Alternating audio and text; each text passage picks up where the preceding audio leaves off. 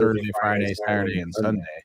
Sounds terrible. It's not fun. You don't want that life. My back would be hurting so bad. You don't want that life. All right. And I hope you know what I'm referencing right now. I can tell by the look on your face you don't know what I'm referencing. Someone's complaining about this? Yeah, Bryson DeChambeau. Oh my God!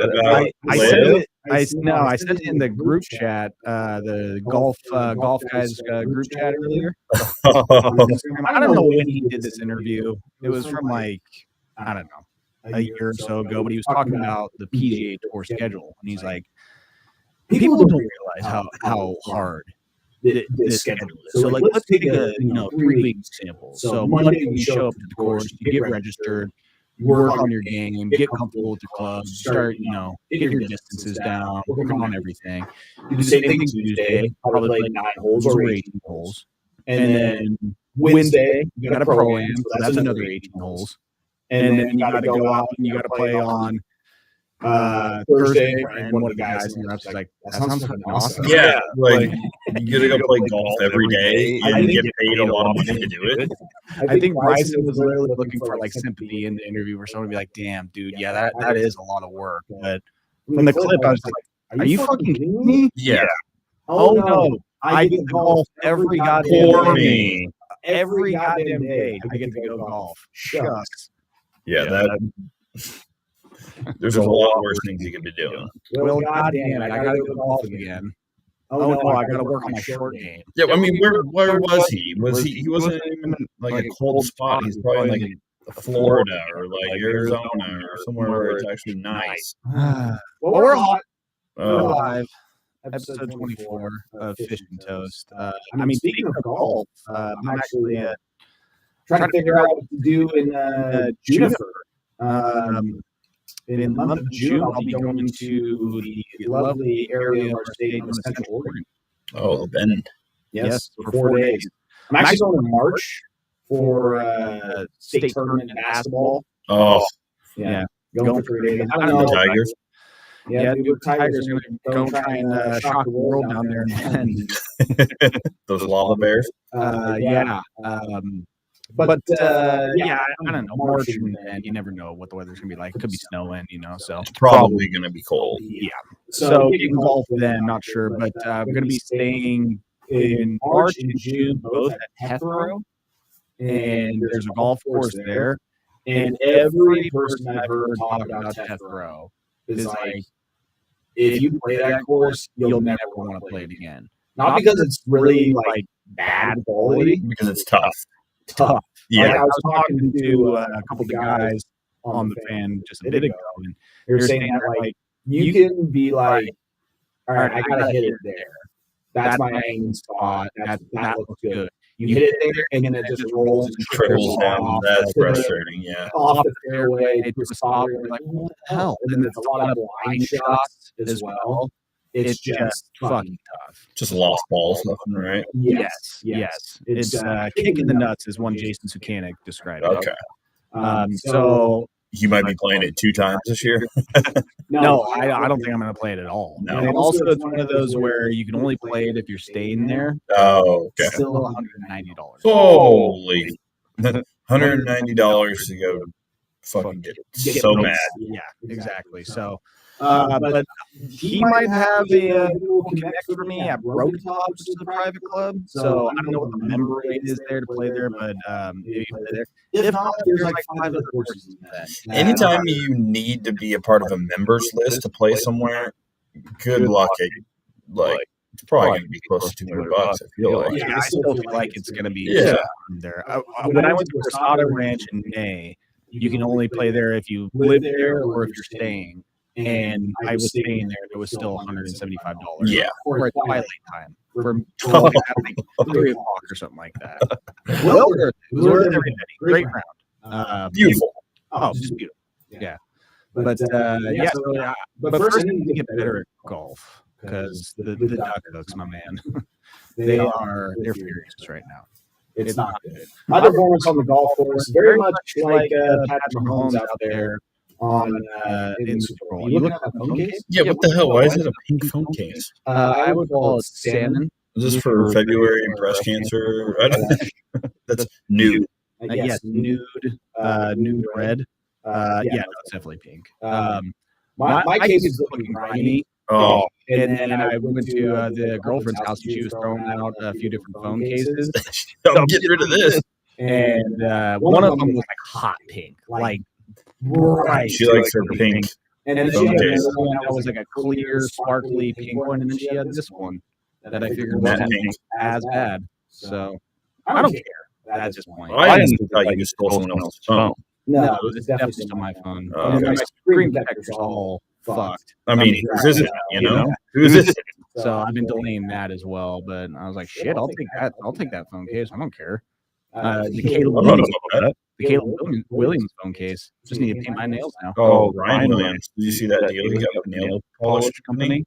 It's 2025. Painting your nails as a dude, it's cool. I guess. And I mean, just don't show anybody on the right-wing conservative, blogs or Twitter accounts. They will lose their collective minds.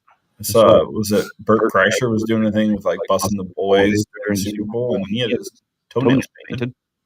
Oh yeah, like his daughter probably did that or something. I think he's got a girl in high school. He has a daughter that goes to the University of Oregon also. Really? Yeah, he was just tailgating earlier this year. Kreischer? Oh yeah.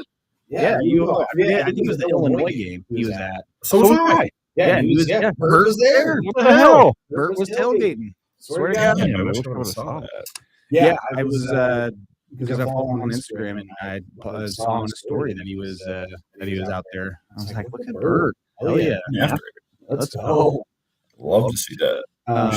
Again, to tie it back to the Super Bowl, Bert getting after it, unlike Patrick Mahomes in the Super Bowl. First of all, how was the Super Bowl Sunday? It was great. I did not think it was going to be that crazy of a blowout type game. I did think. I mean, I had not heard anybody the entire 2 weeks leading up to the game saying like, I think Eagles are just going to blow them out. No. I did not hear one person with that take. I did say that the Eagles were going to win. Oh, yeah, but that was for bias. No, that was because of all the reasons we went over last week. That was because of the reasons of their offseason. That was because I thought they were a better team and they were a better team all year. So that's why I picked them. That's why I bet on them. That's why I bet them first half. I did not see them do it the way, doing it the way that they did do it. But it was a good game if you're rooting for the Eagles. That's for sure. Well, yeah, whatever. I mean, listen. I think what is it? The 5 stages of grief. Is that what it is? 5 stages. We kind of did this with the Ohio State. Yeah, 5 stages of grief. We go denial, anger, bargaining, depression, and then acceptance. I'm trying to figure out which one of these 5 I'm in right now. I'm probably gonna, I'm gonna go with depression. I think I'm in that one. You're depression right now? Yeah, I don't think I've accepted this yet. That is the 4th stage in the 5 stages of grief. Okay. And as far as the Eagles winning the Super Bowl, I would say I'm in the depression mode. Because honestly, I had a very depressing thought last night, and I shared it with my girlfriend. I was like, made dinner, made a solid teriyaki chicken, Hawaiian mac salad as well. And I'm sitting there. That doesn't sound depressing, though. Oh, it was fantastic. Yeah. It was a great meal. Great meal. But I'm making it, getting it ready, and I'm in the kitchen, and I just think to myself, I'm like, complete hypothetical. Imagine you met someone that could tell your future and tell you your fortune. And they said to you, like, you are going to go the rest of your life, and you will never see one of your teams win a championship. Hey, I'm right there with you. I know. But then I told her, I was like, if someone told me that, if I had someone look in the crystal ball and tell me, like, you're going to live until the age of 85 and you will never see the Cowboys win a championship, you'll never see the Blazers, the Orioles, the kill me now. Pitt. I said, yeah. I was like, kill me now. Just take me now. Take me now. I want a different life. I want a new life. I don't want to live anymore in this world. If I now know that my team, I will go the rest of my life and never get to experience that joy that the Eagles fans are getting. And again, I feel like I said this last week, is that we needed to make sure that this did not happen, because now, do you realize how many more Eagles fans got created and conceived during that time? Oh yeah. The Philadelphia, couples, I mean, how many were absolutely going after it after that Eagles win, and how many Eagles fans we're going to have born in 9 months from now? Oh, yeah. It's not good. It's not good for society. For the good of mankind, we needed the Chiefs to win this, to have less Eagle fans that are running around. Hey, to be fair, we don't need any more bandwagon Chiefs fans either, okay? Yeah. I don't know. I heard all fucking lead up to that was, it's a repeat. He's good. Tom Brady's sitting down with Mahomes an hour and a half before the game, and let's talk about how great it would be to win. Was it 4 before the age of 4 or 30? It was like, okay, Patrick right there. Yeah. I saw that they were burning a stuffed Kermit the Frog in the streets of Philadelphia. I was going to say, that's all right.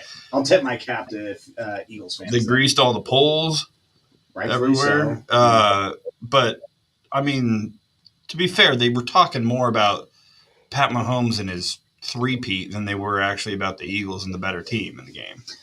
Yeah, well... It looked like the Chiefs were on Bourbon Street all week. I hope you're fucking happy. I am. I'm fucking thrilled. That we're going to get all these Eagles fans popping out of the womb in 9 months.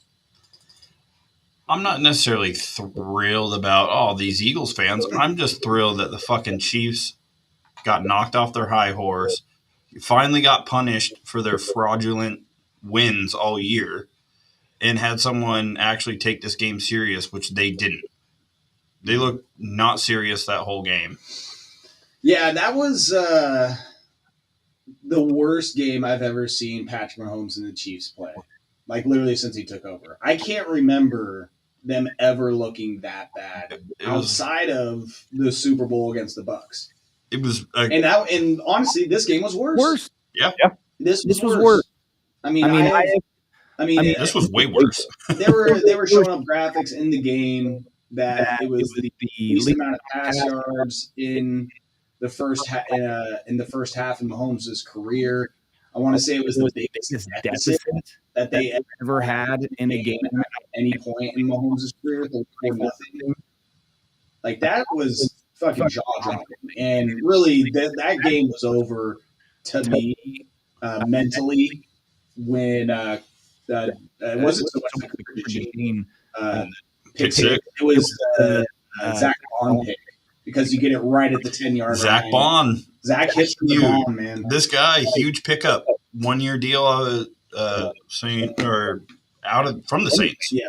So, I mean, just to say, the guys that were like huge for him all year continue to step up and dominate in that game. And whenever the Chiefs have a top rusher as Pat Mahomes with 4 carries in the game, no one else got more than 4 carries on their team. They abandoned the run completely. Well, yes, because they were down by so much at that time, they had to abandon the run to have any chance.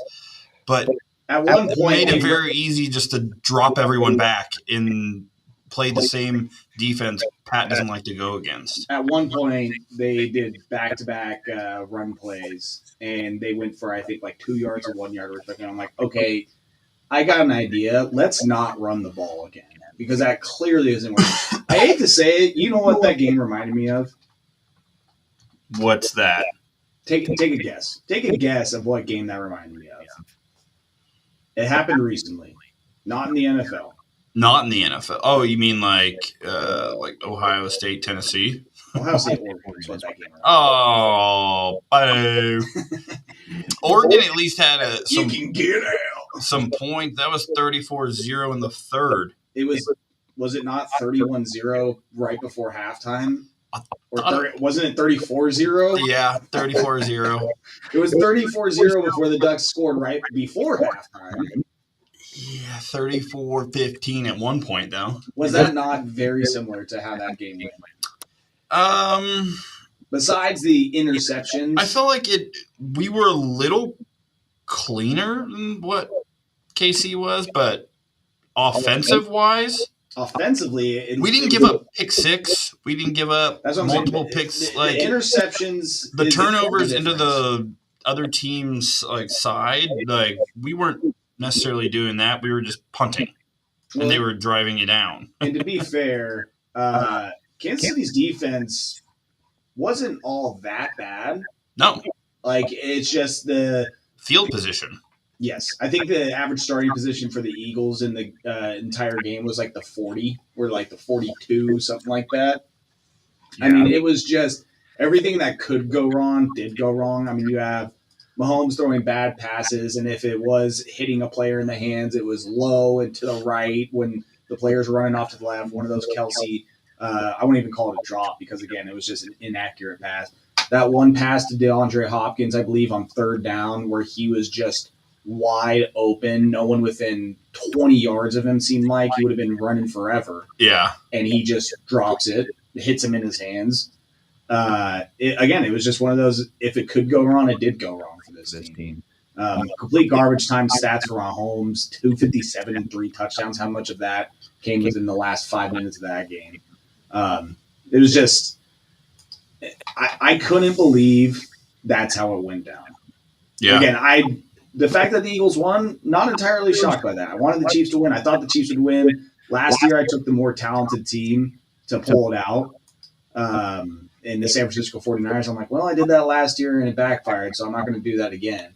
And this year, the more talented team did win. And we were saying for a couple of weeks, too, when the Eagles play their A game, they are the best team in the NFL. And it's not particularly close. And they did that really the last 2 weeks.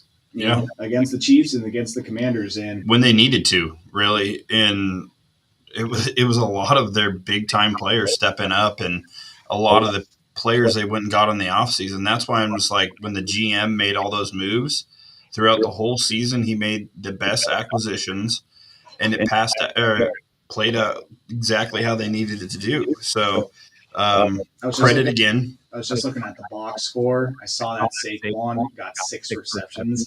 I definitely was eyeing that over 2.5 receptions before the game, and I didn't pull the trigger on it. Should have pulled the trigger on that. Yeah, should have. And the receiving yards. I mean, I'm guessing it was probably somewhere in the 20s. What was that? 14. Oh, my God. But to be fair, that was higher than his. He got that in one catch. To be fair, that was higher than his. That's how you knew, kind of. The week before against the Commanders, it set at 10. He didn't get it. And the next week, they set it at 14.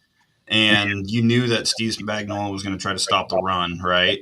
You got to feed him other ways. So you get him involved in the pass game and downs and that sort of thing. And that's where it makes a few guys miss and then picks up some yardage. I'm going to read to you the possessions of the Kansas City Chiefs and what went down on Sunday. Punt, punt, punt, interception, touchdown, punt, interception, punt, punt, downs, and then they finally got their first touchdown with 34 seconds left in the third quarter. Yeah. And then fumble, touchdown. Jesus Christ. Yeah, it's just we get all these stats and everything that comes out of the game directly. The fact that the Eagles didn't blitz one single time. Yeah, they rushed 4 guys and they dropped people. They played it perfect. That was another one where they kept sacking him, and then I didn't realize Sweat was killing them. I didn't realize in real time that they weren't blitzing anybody. I knew they were getting him with 4, but the fact that after the game they're they didn't blitz a single down that Mahomes dropped back. I was just oh my god, that makes it all the worse. Yeah, that just shows how much they kicked their ass. Yeah, and it honestly looked like the Chiefs didn't practice those 2 weeks. They really thought they were just going to show up and then magically win that game. Because they probably have done it before, but one team was really prepared. You saw that. Did you see that Kirk Cousins stat about the Eagles? Oh, no. What was it? It's the Eagles have broken the Kirk Cousins curse by becoming the first team to lose to Kirk Cousins during the regular season and still win the Super Bowl in the same year. I didn't know that which is pretty funny. The Kirk Cousins curse. Yeah. And then the Cooper DeJean, he scored more TDs than he allowed in his rookie season. He finished this year as the highest rated quarterback, which is great. On rookie. PFF. The second rounder, falling to the second round. Above Pat Surtain, even. Who just won Defensive Player of the Year. He deserved it. He was really good. But, Cooper DeJean, great. I mean, one of the best rookie cornerback seasons you can have. Well, and, we keep talking about the game. I feel like it all ties back into it. But I said this on Sunday before the game when I was doing Football Sunday on the fan. I had Dusty Harrow on, and I started going on a fucking tangent because I don't even remember how we went on it, but had to do with Myles Garrett and the Cowboys subreddit. Someone was like, "Is there any realistic way that the Cowboys can maybe get Myles Garrett?" And the top comment on the post was, "No, I'm sure the Eagles will figure out how to do it." And it led me to ask and bring up to Dusty again.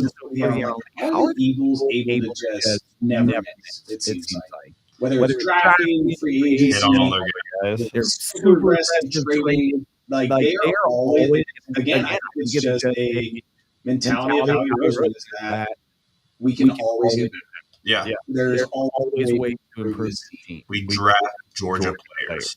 Yes, that is the number one to-do list. So what do we do? Draft Georgia players. And number two, get the best player in college, draft Devontae Smith. Let's trade for A.J. Brown. Let's sign Saquon Barkley. Like, it just seems that let's pay the best running back the money that we need. Let's go out there and get bargain deals. Let's go out there and get a cornerback who should have been drafted in the first round. Let's take him in the second round value.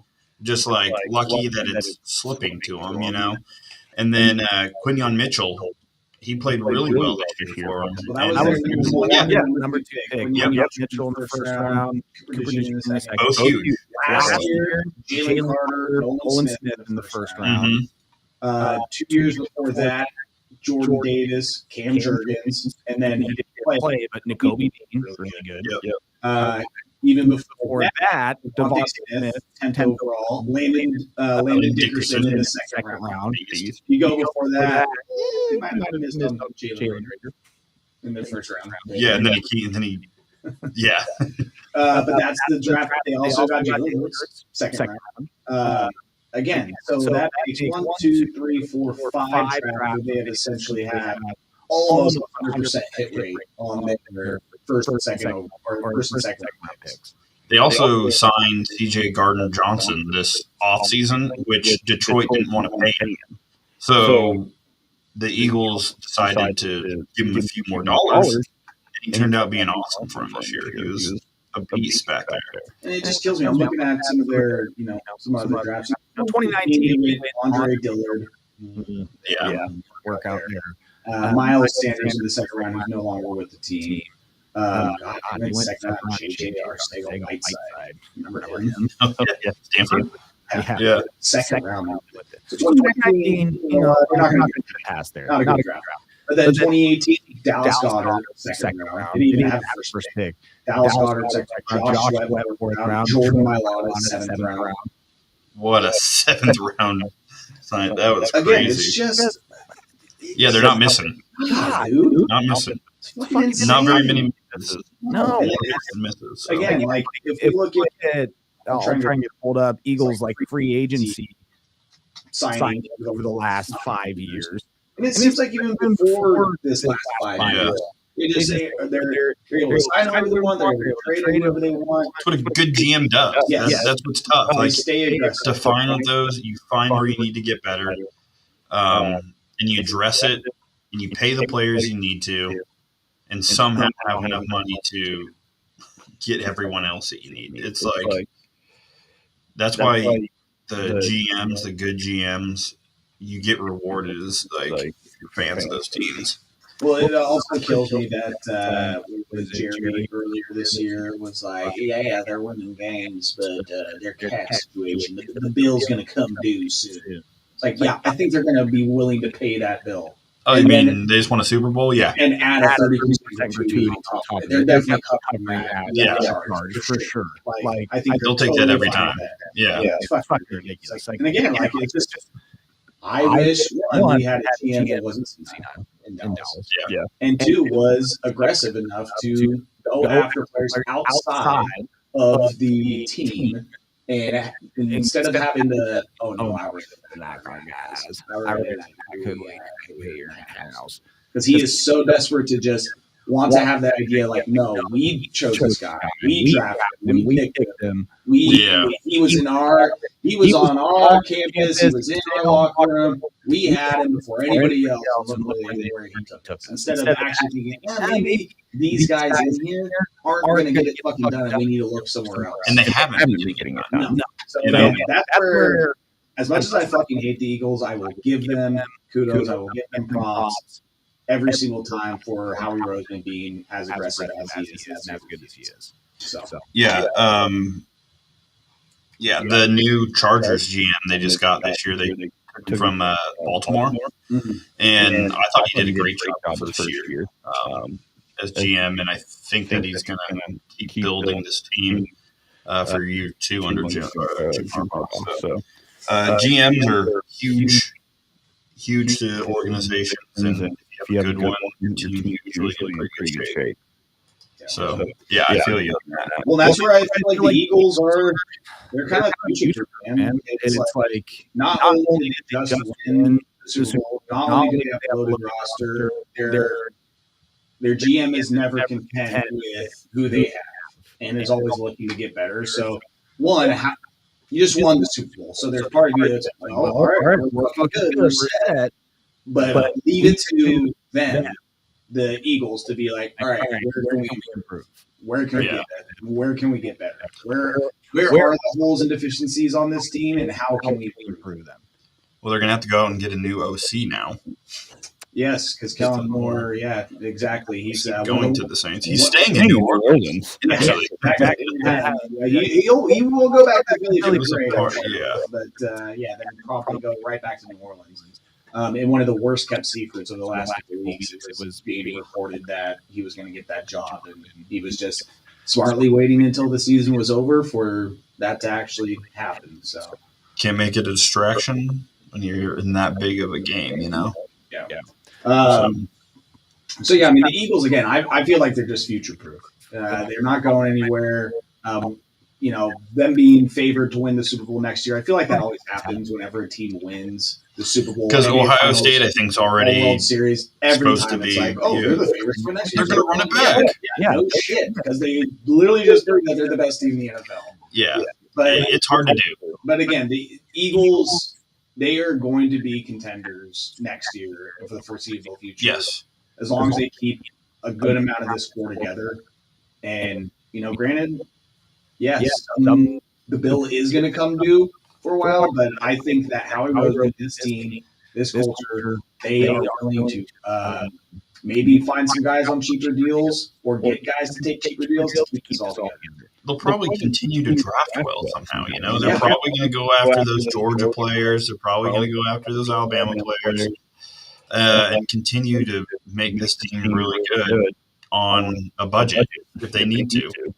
Pay their guys that are the stars and then supplement with the free agency and draft with lower contracts until you actually deserve that you should get one of those big deals.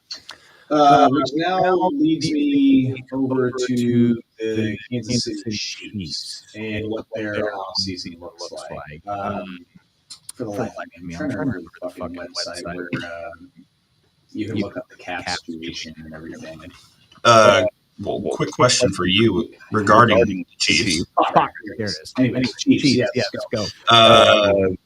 Travis Kelce, was that his last game? Or do you think you end on that? Okay.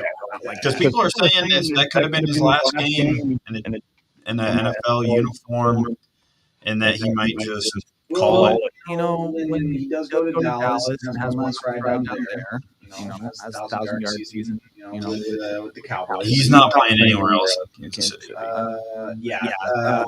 No, you can't go out like that. But you still think that he had a tough Super Bowl, yes. But do you think that he in his production was down from past years? But see, what kills me, I feel like we talked about this before. Like his production was down from years before. He still had like 900 receiving yards. Like so. I'm sure it's not like he lost the mojo. Like, and I understand too that the Chiefs' offense, like they don't really have a true number one, and it's a lot of wide receivers. It's sort of a collection of, they tried to do that by adding DeAndre Hopkins, who retired. You see that?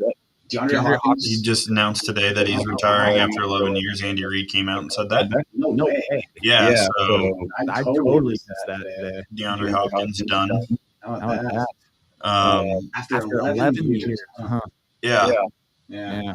Pretty crazy, but yes, KC has a lot to address, meaning their offensive line. You saw how hard they got worked. They couldn't run the ball.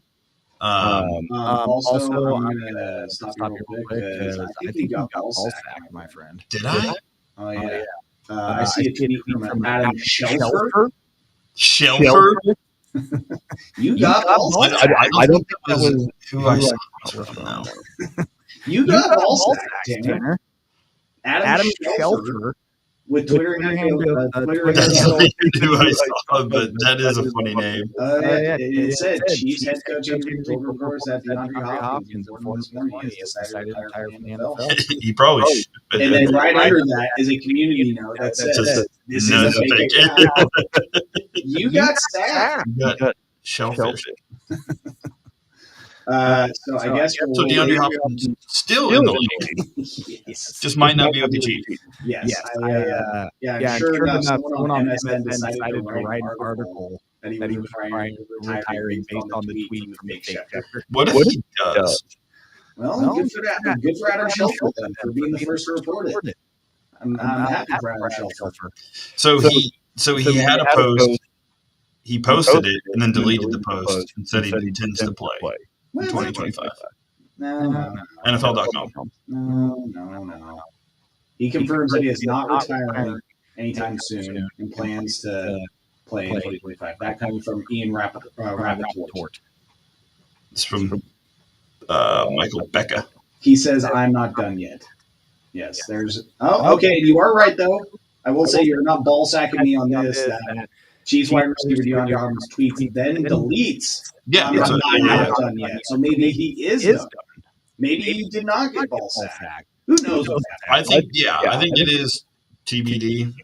Travis Kelce, though, I will go out and say he is not done. I think that he runs it back one more time, and they try and win the Super Bowl next year, and then if they don't win it next year, he's done. Yeah. I mean, he is 36 years old, so he'll be 37 this time next year. Yeah.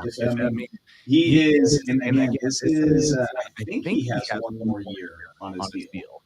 This says 2025, so I'm assuming this is for this upcoming season, 19 mil, and then he's a free agent after that. So I would imagine he's gonna take the payday, ride it out one more year, see if they can get the job done, and then if you can't, right off into this. Do you think we're done with the Chiefs dynasty now?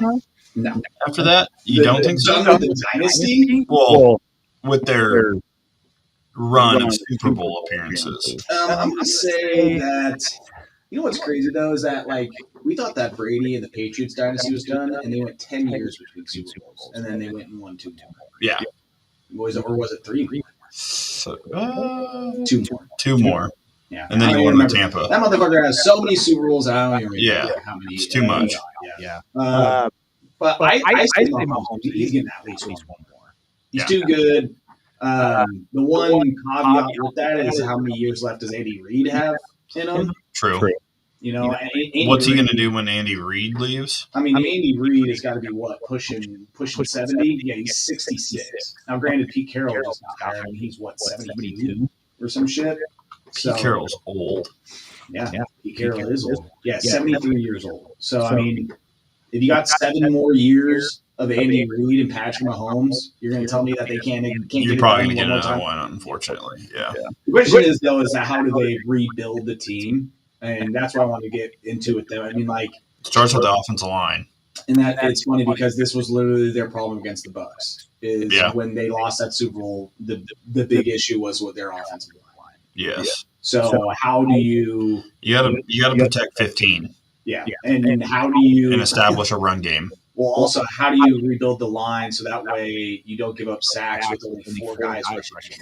Yeah. I mean, granted, that's scheme, and that's a great, Vic Fangio showing that he's one of the best defensive lines in the league. But, I mean, you have 4 going against 5 the entire game, and they get 6 sacks, and they're able to make him so uncomfortable that he gets 2 picks and a fumble as well. Like, that is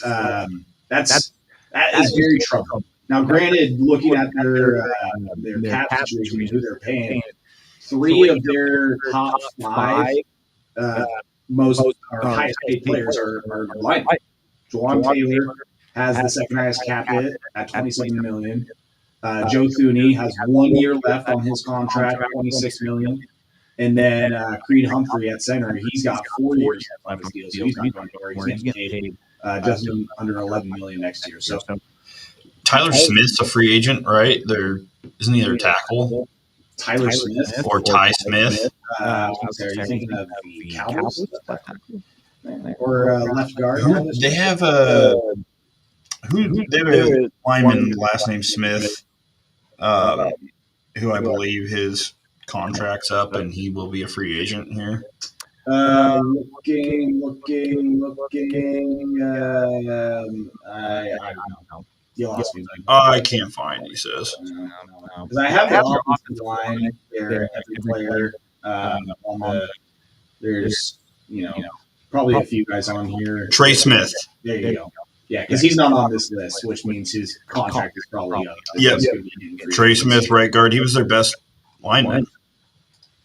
So then, are we really going to go through offensive line free agents right now?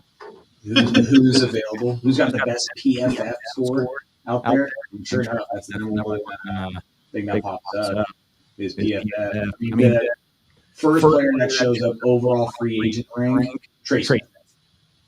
So you're losing literally the best lineman on the free agent. Yeah, potentially if they can't get a deal done, which you would think you would try to if he's your best lineman. The best guy available. But again, that just is even more. That is even more eye-opening that 3 of your top 5 guys that you're paying are linemen that will be on the team next year, and your best lineman is going to be a free agent. Like, how do you replace that? Yeah. Well, they're going to draft some guy at the end of the first round, tackle, guard, or something. He's going to fucking be a stud. We already know somehow. Might even be Josh Conley. But we got to remember Rashee Rice is going to come back next year from that season-ending injury. He was a huge part of that offense. He crashed his car? No, he walked away from that one. But after that, he that guy was getting like 11 receptions almost a game. Some games he was getting up there. But he was like the number 1 target other than Travis Kelce. So they'll have a few guys back. I don't know if they'll bring Juju Smith-Schuster back. I still couldn't believe that he was on that team. I doubt it. Again, I'm trying to pull up their Hollywood Brown. Well, I have their player multi-year table. So as far as like wide receivers go, only ones that they have on the roster as far as being signed is Xavier Worthy, Sky Moore, remember him, Rashee Rice, DeAndre Hopkins, but his contract is void after this year possibly. I mean, he's only making 1.8. My guess he's going to want to try and retire. Yeah. We don't know yet. Could retire. They literally have Xavier Worthy, Sky Moore, Rashee Rice, and then Nico Remigio. Yeah, Cal. They excuse me. They just have a bunch of guys on like short deals, and they're just trying to get like bargains like all over the place. Yeah, it doesn't matter who Pat throws it to. Yeah, but outside of Xavier Worthy, and again, like Travis Kelce for 1 more year, Isaiah Pacheco, obviously his production dipped from last year. He was hurt. You got to totally retool this offense. Yeah. For the most part. I mean, you're losing the best lineman in free agency, according to PFF. Yeah. And, I mean, Travis Kelce, whether or not you lose him, still up for debate. I think he's going to come back. You do get it year 2 of Xavier Worthy, which that bared its fruits this year. It looked pretty good. I can't believe he caught the ball so well this year. Yeah, he was great. He was great. But, again, you need to add weapons because you are not going to get it done with Isaiah Pacheco, Sky Moore. Well, maybe you will with Sky Moore. Who knows? Again, you just got to add more weapons if you're Kansas City. Mm-hmm. You can't be rolling into next year with just that. Yeah. That's not good enough. Defensive line, God, George Karlaftis is getting only 3.8 next year. That's a great deal there on that contract. Yeah. Chris Jones, though, taking up 12, almost 13% of the cap hit, though, at 35. Well, like we said, it wasn't necessarily the defense's fault. The defense played pretty well all year. Yeah. He's dying. It was just that the offense couldn't get anything, and they kept putting the defense in bad position. So when you go, 15-2, you really can't complain like that much. But again, you've seen this with some teams is that one year you crush it in one-score games where you win 11 of them, where you go 10-2 in one-score games. And it's like, okay, is that going to be able to hold over next year and you're going to be able to do that again? I mean, it's going to be really interesting to see what happens with Kansas City next year. Eventually, it bites you in the ass in those close games, and it really bit them in the ass in the Super Bowl. Yeah, like I heard, what was it, a few years ago, when the Minnesota, they went 14-3 or something, 13-4, and I think they went 11-0 in their one-score games. And then, wouldn't you know it, the very next year, not able to replicate it at all. Yeah, so, that's again big difference between a Kirk Cousins-led team and a Patrick Mahomes-led team. But sometimes those one-score games, man, it's not a trend that holds up year over year. They can't. Then you do have Patrick Mahomes, and that's the thing. He's the one outlier in that situation. So I'm very curious to see what the Chiefs look like next year and how they're able to retool this team because they need to. I mean, it is obvious. But you got 15, you got Andy Reid. That's a good start right there. Yes, it is. Curious though, now that we're kind of talking about this, as far as the offseason for some of these teams, mm-hmm. and what the cap space and like what teams are going in looking good as far as that goes, and what teams are going to have a hell of a time trying to do anything. I mean, Kellen Moore, congratulations, getting your Super Bowl ring. You are now going to a team with the worst cap situation. Terrible cap situation and terrible team. Did you see the tweet, the stat going around, or the little graphic that Kellen Moore played Derek Carr at one point in college? And Boise State beat Fresno State in that game 57-7. Of course. Kellen Moore won so many games at Boise State. He was absolutely animal. I mean, hell, see what can he be the first? Can he be a player coach? You know, why not? Took care of Derek Carr in college. Yeah, let me see what he's got, huh, coach? But yeah, I mean, the Saints are going to be. They're not going to be able to fucking do anything.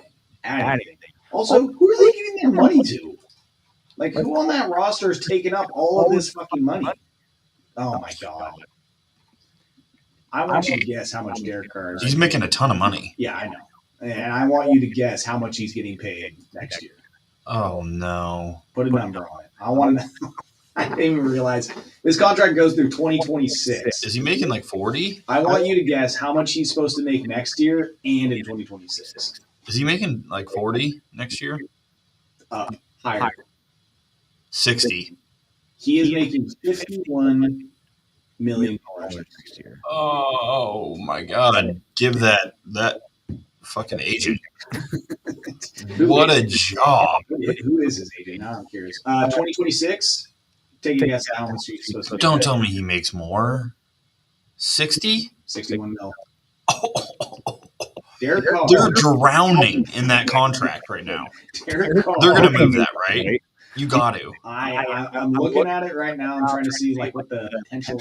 If 1 year doesn't work with Kellen Moore, you got to move it when it gets to the 60. There's a potential out in 2025 with a dead cap hit of $50 million. They will have him next year. Yes, Kellen Moore's going to. I mean, you can't just. But the get rid of him like that, dead cap hit for next season a little bit more palatable, 28.6 mil.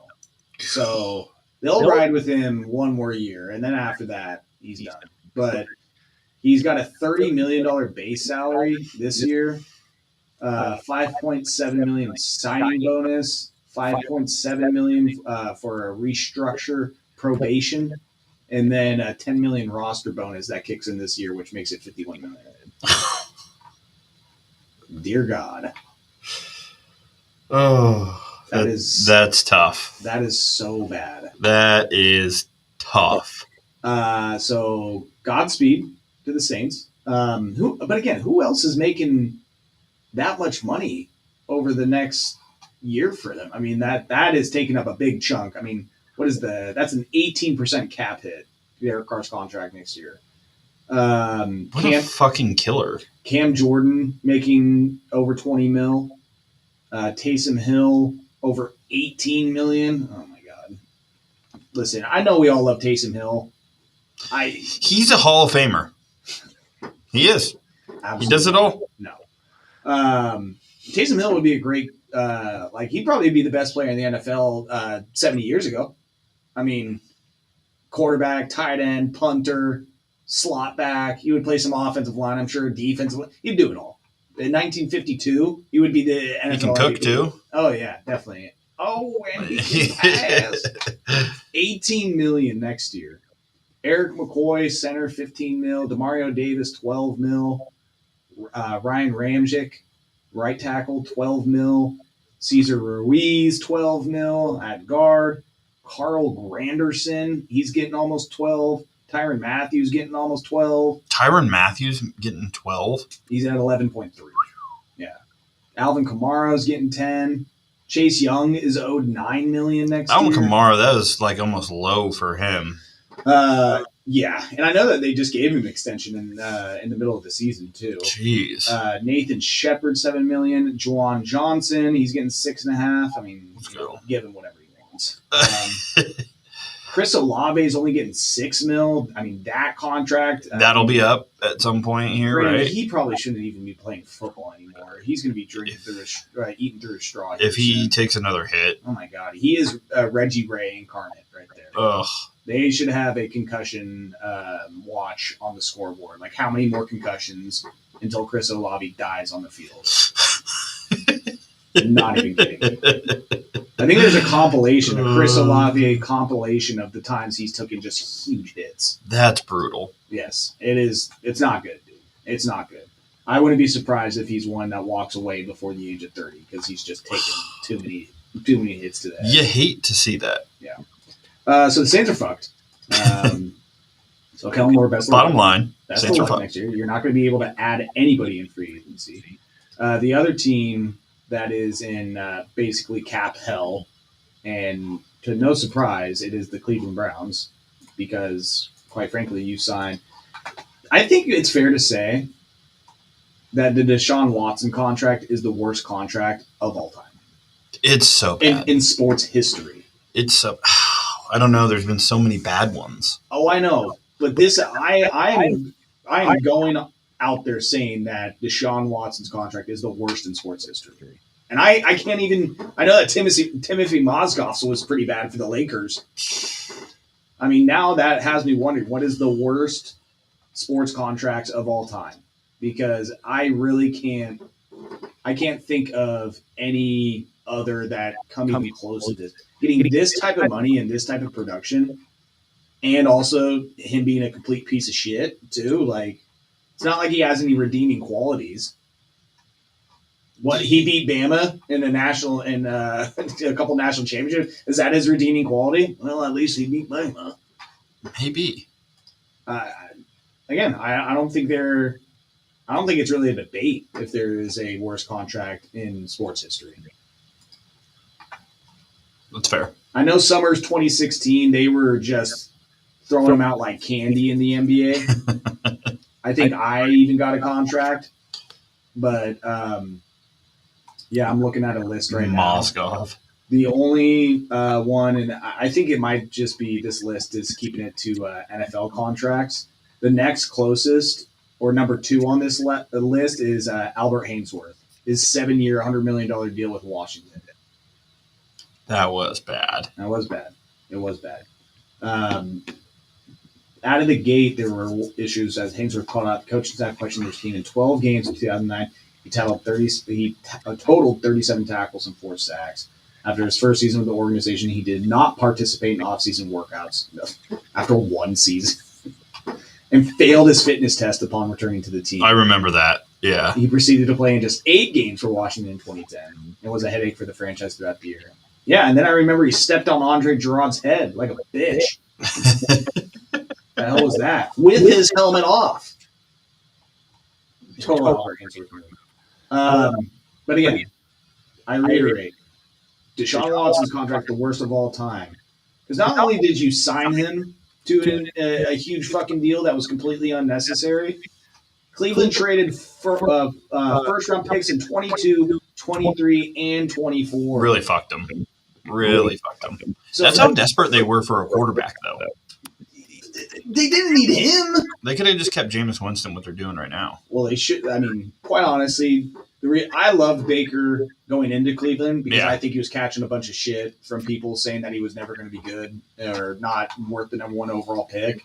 And so the fact that he then left Cleveland because they didn't want him back, and now he has the most touchdowns in the NFL over the last 2 seasons, and this is happening in Cleveland. Like, they deserve all of this. This is one of the worst. Like, I know we love to make fun of Jerry, but Cleveland, that is one of the worst run organizations in sports. Yeah, it's terrible. Plain and simple. 5-year, fully guaranteed, $230 million contract, and they gave up first-round picks over the last 3 seasons. That is gone fucking awful.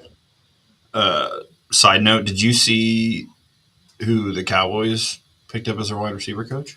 I did. Oh my god, because it was the Ducks wide receivers coach, and his name is. Get it to me. Junior Adams. Thank you. Yes, I was like, oh my god. Yes, huge.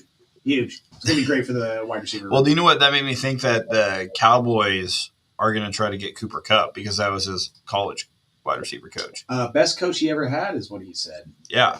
They're just kind of like, are the Cowboys going to go after Kupp now?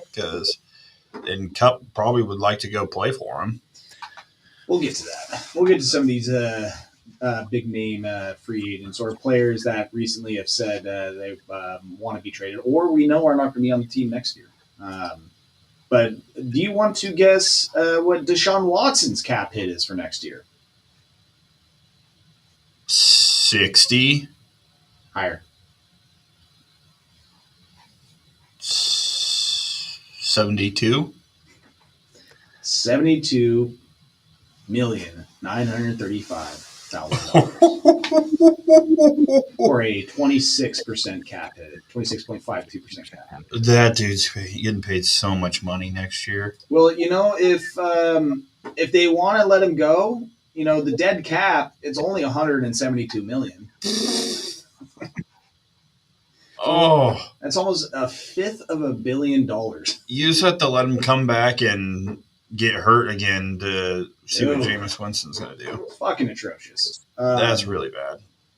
Now, granted, they're maybe going to be able to make their cap situation a little bit better because Myles Garrett is owed $19 million this year. Did he request a trade? Yes, he did. Okay.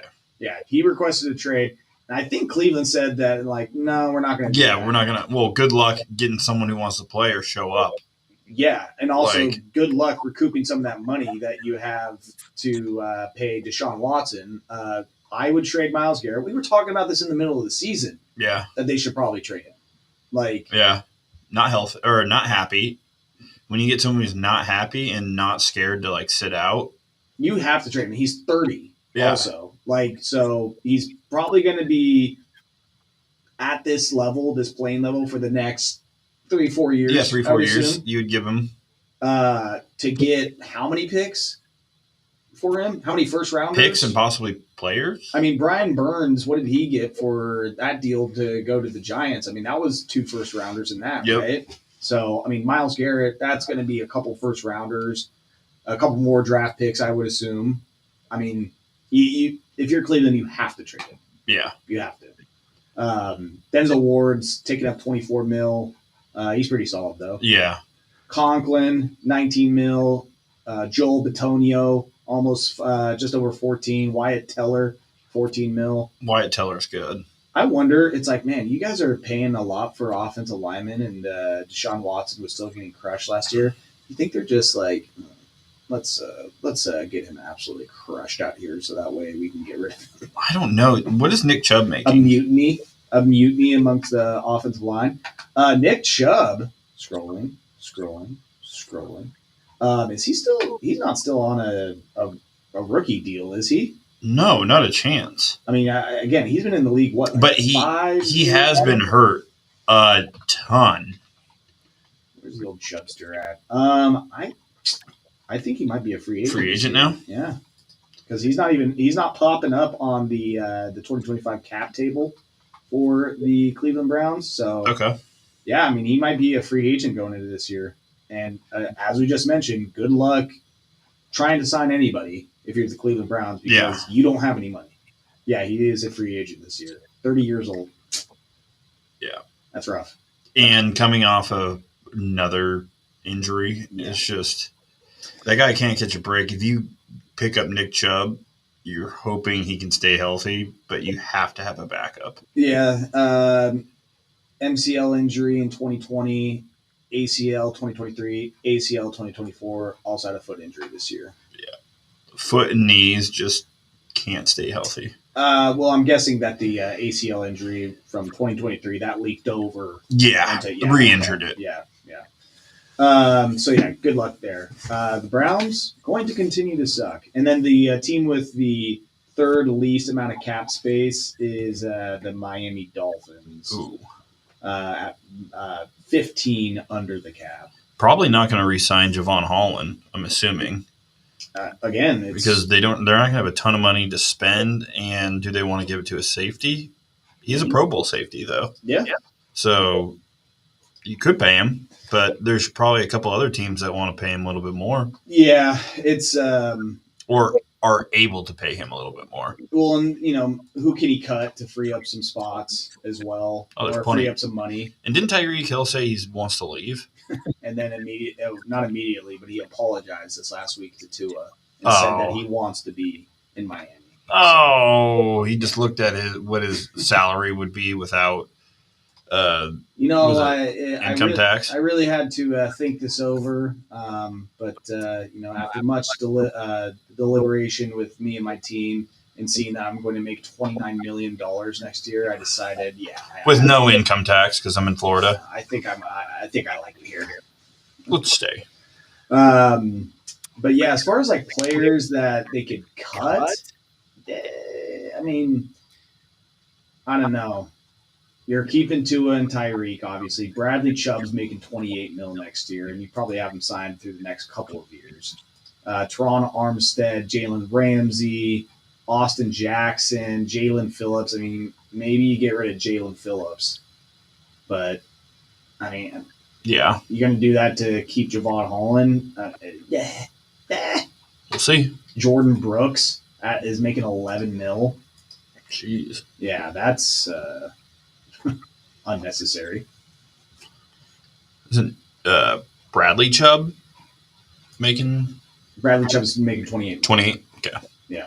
He's coming off of that injury. Yeah. So. Yep. But you pay good pass rushers, You have to. Yeah.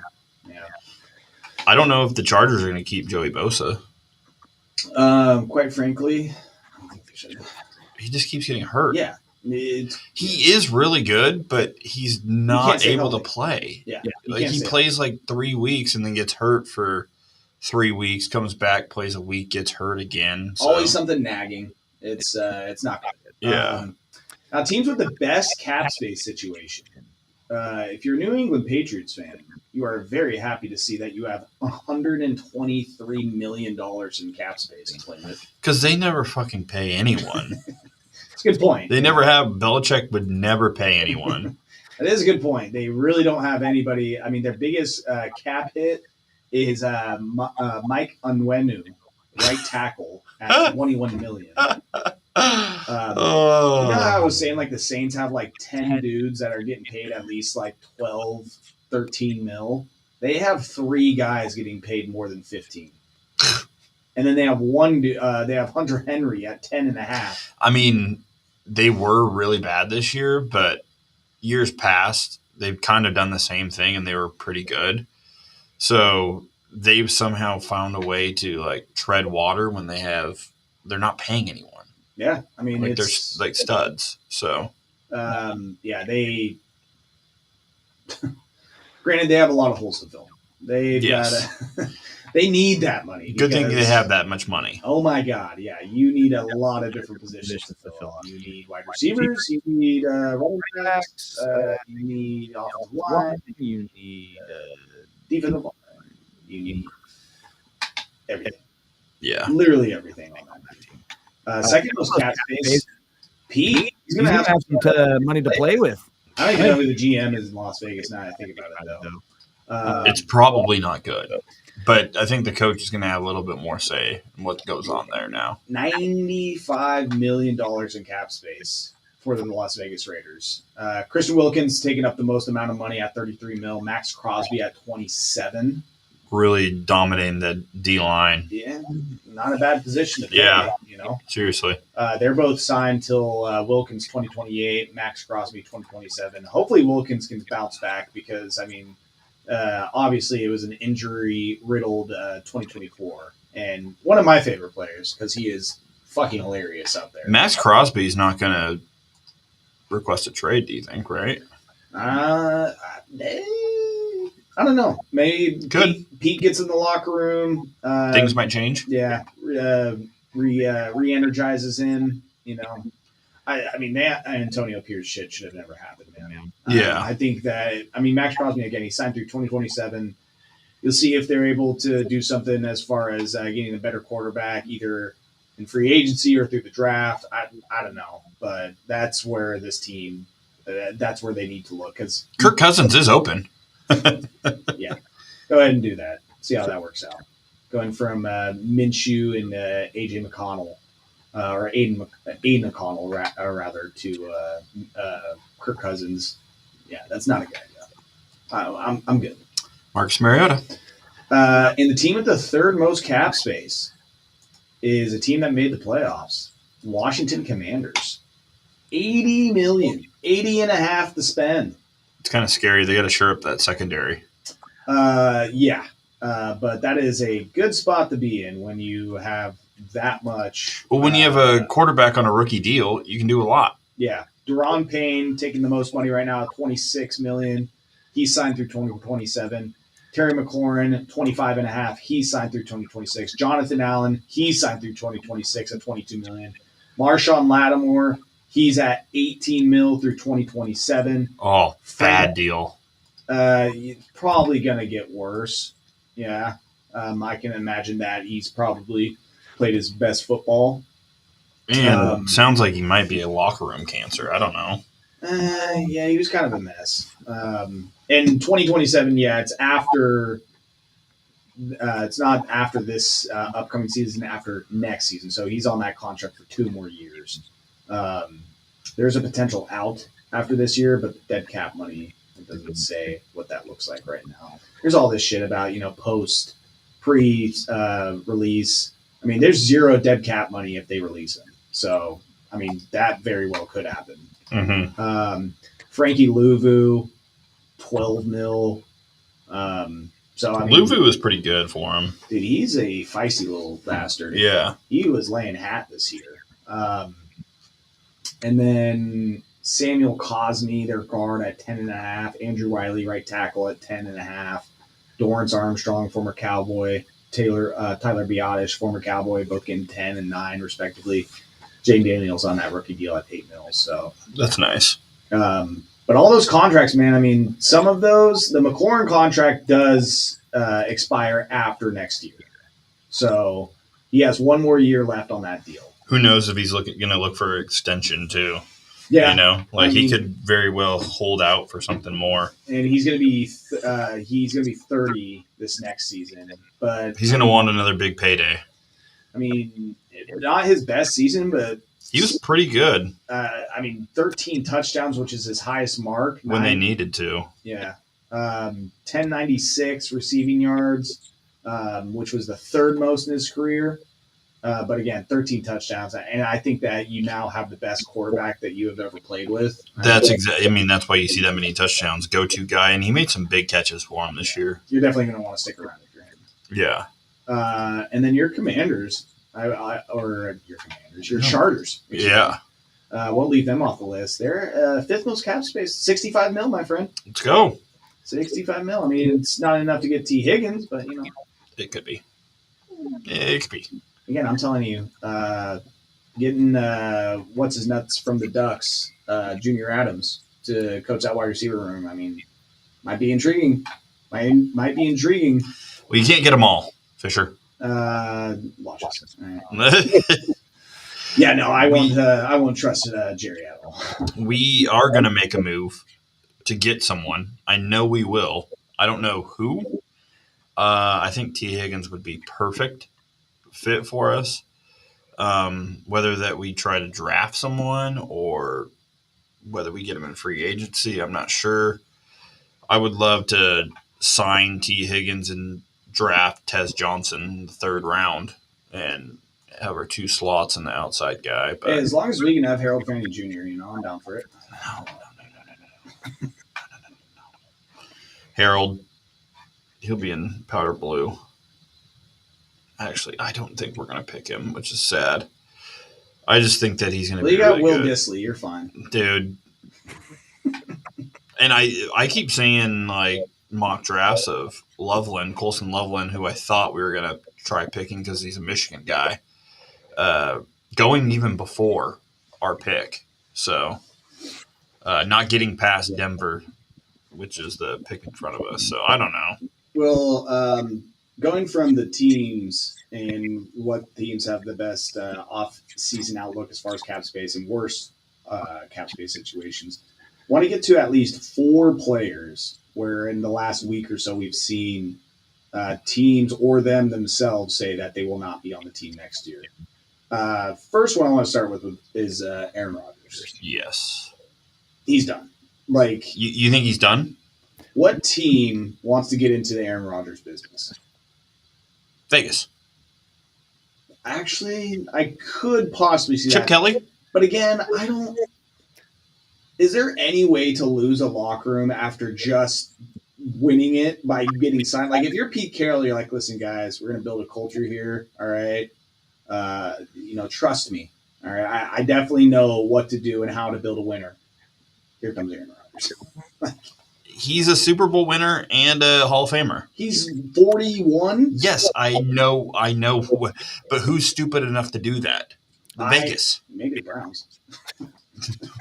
Bring him in. Sure, why not? I don't know. Vegas seems like an option. Again, looking at teams with cap space who need a quarterback. That's what I'm looking at. I mean, Vegas obviously at the top. They're not going to have to pay him a ton of money. He's already made a boatload of money. Like, I mean, we get to pay him like $12 million. The Titans aren't going to do it because they're going to draft a quarterback. Dude, the Giants? Goes from the New York Jets to the New York Giants. My God. It'd be a nightmare in the media. I think he goes to somewhere where he New York, we just can't get rid of this guy. Where he can actually win. But what's to say you can win in Vegas? It's true. Like, yeah. How about this? You go to Vegas and Devontae Adams comes back. Yeah. For a second stint in Las Vegas. I don't know. Who other than that would you say that would be looking for a quarterback? Again, man, out of the top teams with cap space. Maybe he's done.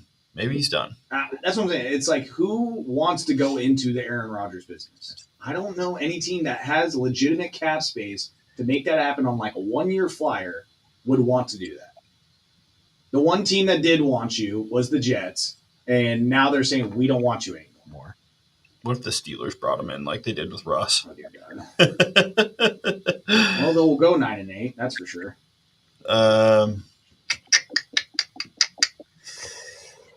It's tough looking at the teams. I mean, the Giants legitimately, I was talking about this with my boss today, is that I don't think the Giants even have a quarterback on their roster. Tommy DeVito's not on there? He was saying that he doesn't – Tommy DeVito, his contract's done. To get serious, I don't think they have a single quarterback on their roster at this point. Yeah, I mean, there's very few teams that would be looking to bring him in. And they'd be like – I'm literally looking at their position by position breakdown right now on Spot Rack as far as who's getting paid what. It just goes straight to running back. They do not have a quarterback right now. Damn. So they're going to draft either Shador or Cam, whichever one is in that spot at the number 3 overall pick. And then they'll bring in some veteran to be a backup. And then that will be their quarterback. Yes. That's what's going to happen. That one is definitely one to keep an eye on. I don't know. I mean, I think it's Vegas. It's Vegas or bust. And I don't think that. I think it's bust. I think he's done after that. You're old. You're more of a headache than you're worth having on a team. I think that Pete Carroll being a new head coach, I think that is a great way to lose the locker room very quickly.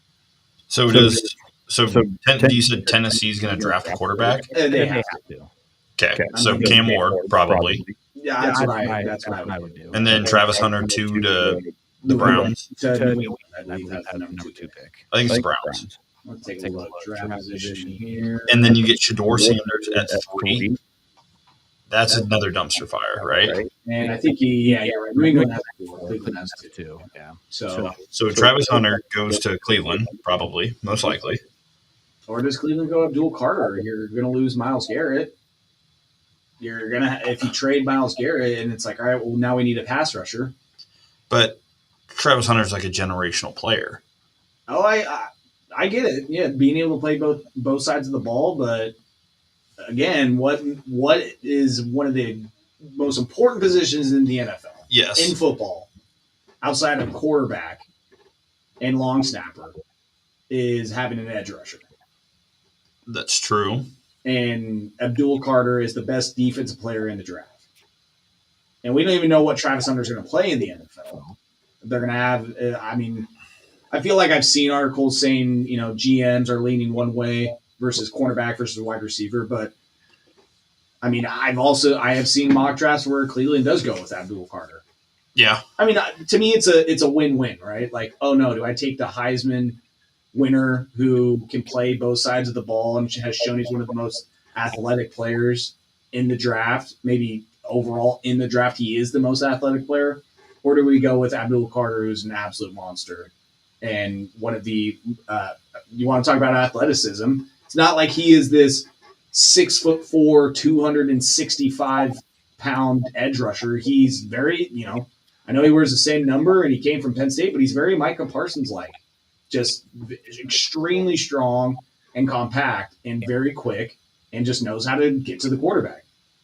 I wouldn't be surprised if that's how the first 4 went, where you go Cam Ward 1, Abdul Carter 2, Shador Sanders 3, and then Travis Hunter 4. Yeah. It's going to be tough to pass him up. That's all I'm saying to that. But this year's quarterback group is not great. So as far as draft goes or free agency? Draft. See, now that I just said that, I'm very curious to see what the NFL free agency quarterback market is like this year. I don't think that's going to be very good either. Sam Darnold, but I think that Minnesota has to bring him back. And you're going to granted, you saved a couple dollars by his last 2 games and how he performed in the regular season against Detroit, and then in the playoffs against, for Christ's sakes, who did they play in that first game? The Rams. So you'll be good there and save some money. You'll probably pay him full $40 million, is my guess. Somewhere around there. $40 million over 3 years. I think that'd be more than fair for Sam Darnold, who, by the way, is still only 27. He's going to be 28 when the season starts. Looking at some other quarterbacks that are going to be available in free agency. Does Zach Wilson do anything for you? Nope. What about Trey Lance? He get you going? No? Nope. Yeah, it's rough. It is a very rough. Justin Fields, Joe Flacco, Jameis Winston, Carson Wentz. Yeah, there is nobody out there. Your boy, Easton Stick. Let's go, Stick. Cooper Rush. You got the Pasternaut and Joshua Dobbs. We got bad quarterbacks in the free agency, and we got bad quarterbacks this draft. So if you need a quarterback, this is a bad year for you. I'm sorry. Yeah. I wonder if the Raiders even see, and I don't think that. I think that the Titans and the Giants are so desperate to have a quarterback that neither of them would entertain trading down. Yeah.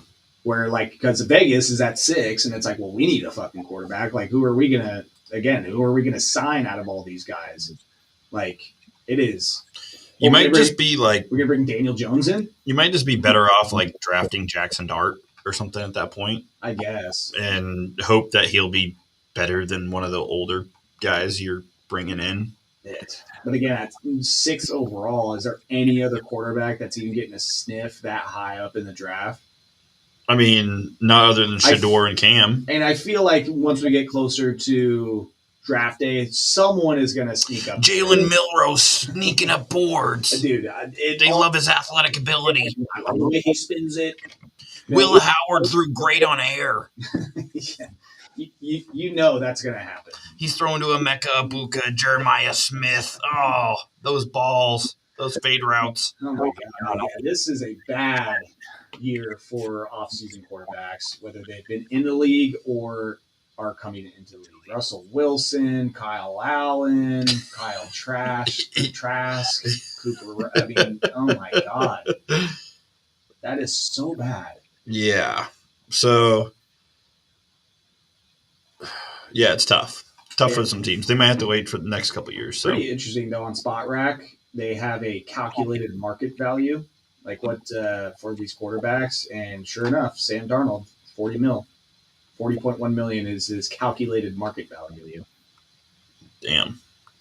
You can give him 4 years, 160 if you're Minnesota. I'd say 3 years is what you're getting at. 3 years, 40 mil, 120. But does he take 3 years? I think you got to take 3 years. You got to be happy with take that. Whatever. Oh, dude.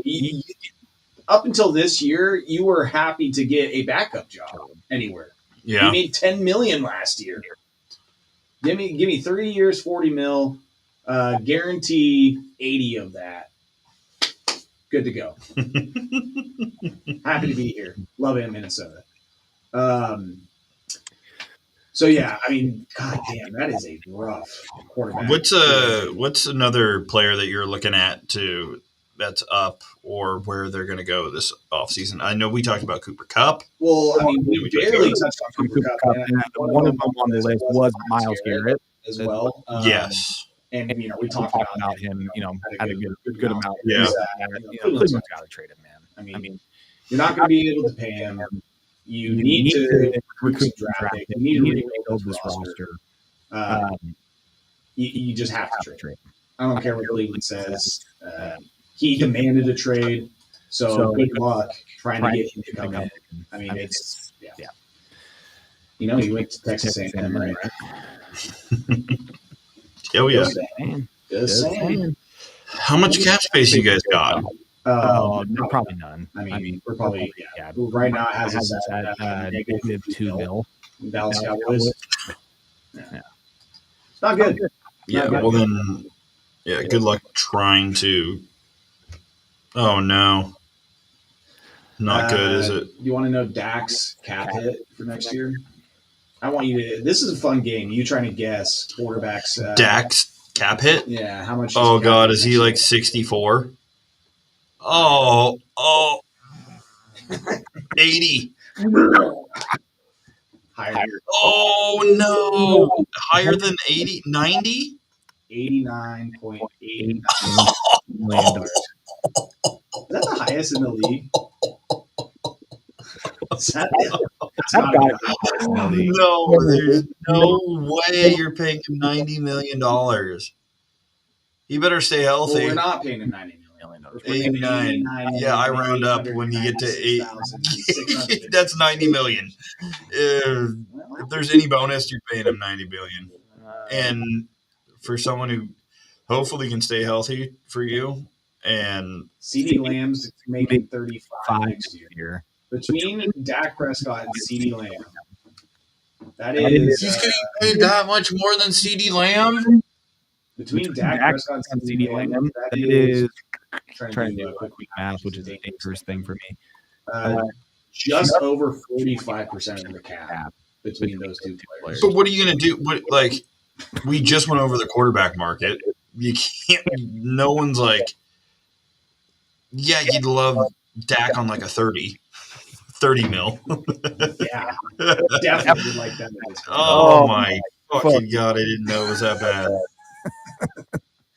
That is so bad. I don't know what Herbert's making next year. I knew that we signed him to a pretty big deal, right? I didn't realize that that was his cap hit number.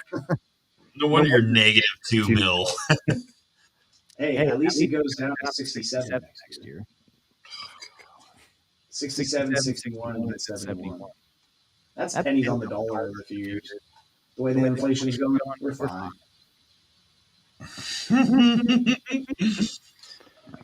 Now I do have to see. Justin's going to make 52. 52.5 next year. The thing is that I can't get a cap hit number, like a list of the biggest cap hit.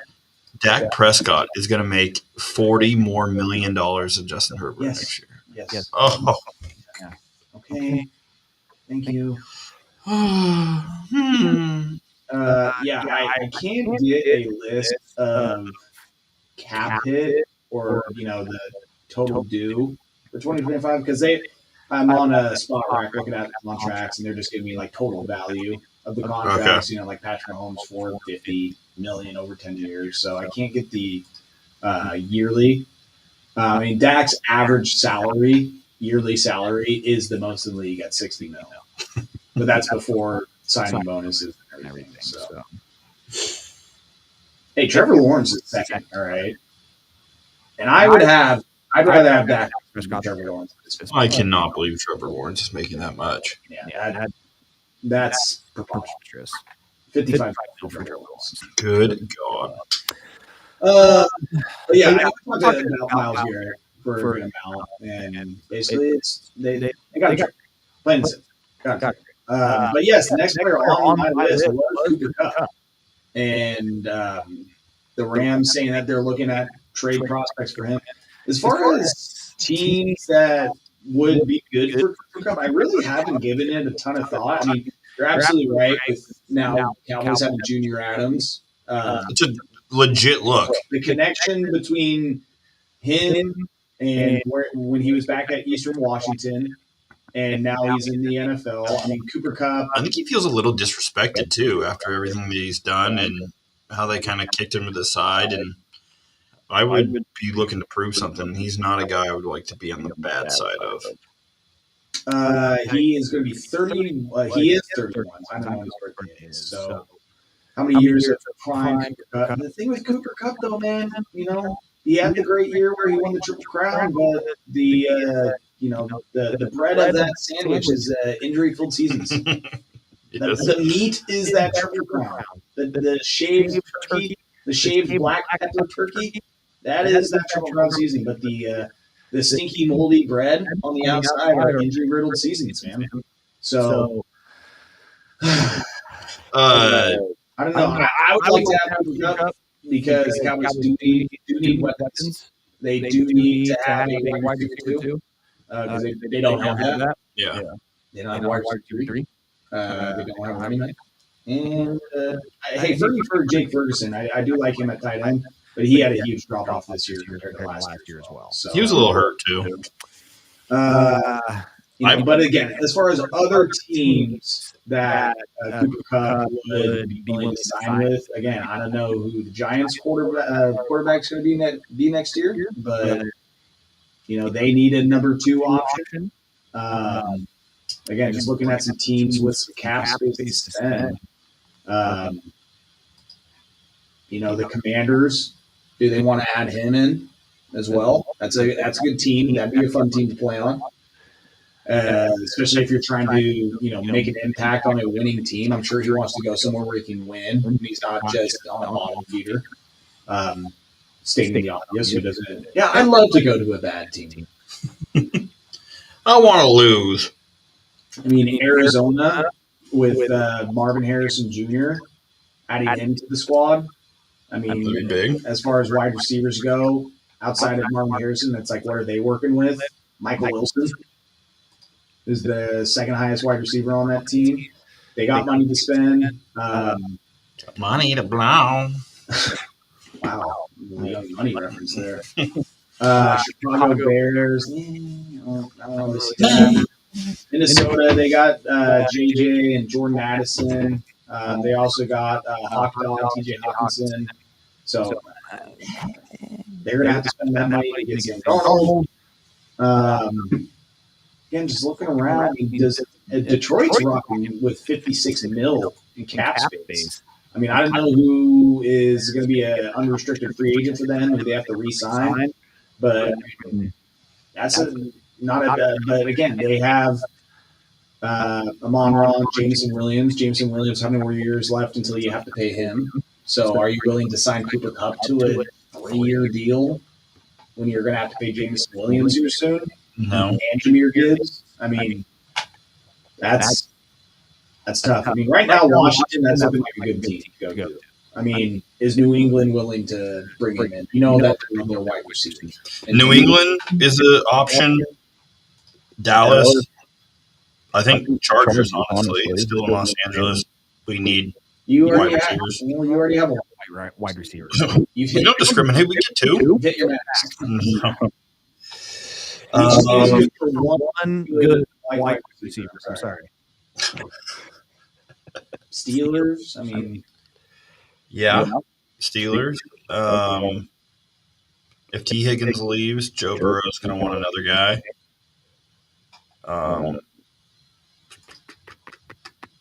Is Stephon Diggs still there for Houston?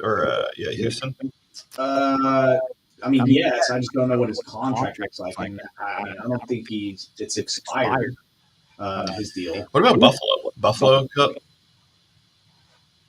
Yeah, they don't have any money to spend though. They have they're 11 mil under the cap. So, or excuse me, 11 mil over the cap. Not realistic. Yeah. Again, when I look at teams that have money to spend, also granted, how much money or how big is Cooper Kupp's contract? That's the one thing. Like, how much money can they take on? Cooper Kupp's deal, I'm betting he's probably making 20 something a year. Yeah, his cap hit next year is almost $30 million. Damn. Yeah. So what team's going to want to take on $30 million? Yeah, there's only a couple teams that could do that. Granted, you throw some players in that trade and you can offset that a little bit, but yeah, that's tough. Who's got the most money to spend? Again, is Vegas going to want to add him? There's plenty of teams where you can see it fit. It's just a matter of who's going to be the team that still believes you can give them you can get the production that you've gotten out of them in the past. Yeah. Is he going to want an extension with whatever team he signs with? You would assume so. But again, I mean, if you're a team trading for him, you might just say like, no, we're going to. Oh boy, sneeze coming on. Okay. Oh. Wow. What a good performance right there. Yeah. I couldn't stop that. Again, I appreciate Kupp in the years that he has had. but there is definitely part of me that I would, even as a Cowboy fan, I would be a little bit wary to bringing him onto the team just because of his injury history. Yeah. I don't know. It's like, fuck, man. We brought in Brandon Cooks, and he's a great player. He had 7 straight 1,000-yard seasons or whatever it was. Yeah. And we weren't able to do anything with him either. I understand it's a new regime, new offense, new team. But again, Same quarterback. Yes, I have little faith in what I'm seeing from the Cowboys to be able to just completely revitalize Cooper Kupp's career. Not feeling that. So That's fair. I mean, maybe Washington brings him in because it's like, hey, let's take a flyer. We can take on the money. It's not that big. We got $80 million to fuck with this year. Let's bring him on. We can probably shave some money off of that by sending players back. I don't know how many draft picks they want to give up, but you give Jaden Daniels, Cooper Kupp to go along with Terry McLaurin. I mean, it's not a bad 1-2. And then you can can't be mad about that. No, and as far as the other receivers on their team, I'm already forgetting the guy that was playing in the playoffs that was having some good games for him as well. For God's sakes. Who was the wide receiver for the Commanders that was just having some good games? De'Ami Brown? Yes. I don't know if he's on contract for them or if he's going to free agency. I mean, he's not even on their 2025. Yeah. So it looks like he's going to be a free agent. Outside of Terry McLaurin, you have Luke McCaffrey. Yeah, that guy's not good. No, that's the wrong McCaffrey. That guy's not good. You want the other McCaffrey. Yes.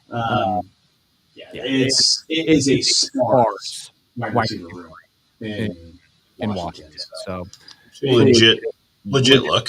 I think so.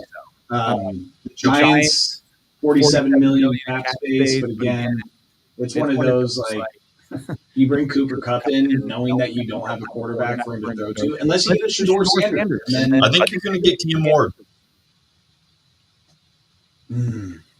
I think Shedeur is going to New York. I think Tennessee goes with Cam Ward. Or maybe you go with Shedeur saying, this is a better spot for you. You go to New York. That is a fucking mess for you. Hear me out that Travis Hunter goes to Tennessee. Abdul Carter goes to Cleveland. 3, Cam Ward. And then at 4, the Titans pass on Shedeur because they have Drake May. So then that leaves. Shedeur's going to Vegas. If that happens, that'd be fucking one. That if 1 and 2 both pass on and the Titans just run it back with Will Levis. Because New England doesn't need one more year. Will Levis, you fucking kidding me? Yeah, I almost want to do that. So I can see Will Levis as a starter for another season. Callahan might kill Will Levis. That'd be a pretty entertaining season right there. That would get me to watch Titans football. Be like, oh, Will Levis is still playing. He can throw to Travis Hunter now. He's good for at least 3 hilarious plays. You just got to get in the area this time. Yeah, that's the problem with Will Levis. Is just getting in the area. Okay, so outside of Kupp, again, there's teams with space to fit his contract. It doesn't matter who's going to be willing to take the risk. I can see the Commanders doing it because also you have confidence. Like, we just made the playoffs. We need number 2 besides Terry McLaurin. We can take on the money. We can fix him. Yep. I can totally see them doing that. Arizona's wide receiver room outside of Marvin Harrison Jr. Again, maybe they feel like that is a player that can help Kyler. He just had a great year. Obviously, Marvin Harrison Jr. had his first year. Also getting a pro like Kupp in the room with him, that might help his progression as a second-year player. Trey McBride had a great year at tight end. So that'd be a dangerous team. That'd be a good 3-receiver combo there between those 3 guys. And again, just looking at some of these teams' cap space, those 2 stand out. But one team that is going to be one wide receiver short this year, this was the last player I wanted to get to. This is a team with $50 million cap space, missed the playoffs, and has had one of the best runs in the NFC that has not finished in the Super Bowl. That's the San Francisco 49ers. And the reports that they're looking to possibly shop Deebo Samuel. That would be, that'd be a good trade for him. Deebo, looking at his stats and all that pulled up right now. What he is due this year, $15 million. So, I mean, there's going to be a lot of teams, I think, that would be in the Deebo Samuel market. If you're Chargers, $15.8 million. Chargers. I mean, if he wants to come to Dallas, you know, cool that too. No. You said teams with cap space. Yeah, that's true. So to work with there. Yeah. Have a 90.